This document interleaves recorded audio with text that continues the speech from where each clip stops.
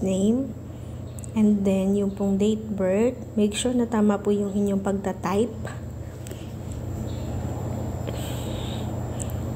Ayan. Hanapin nyo lang po yung year. Birth year nyo. And then, make sure dun sa taas, makikita ninyo yung inyong year. And then, yung date and yung month. Then, click submit. Waiting lang po kayo dyan. Kung mahina ang internet, medyo mabagal po talaga yan at matagal. Pero kung malakas naman ang internet, okay lang. Hindi po kayo maghintay ng matagal. Ayan, now, nandito na po kayo sa pag-create ng email and password. Make sure na yung inyong email, yun din po yung nasa Tito MIS.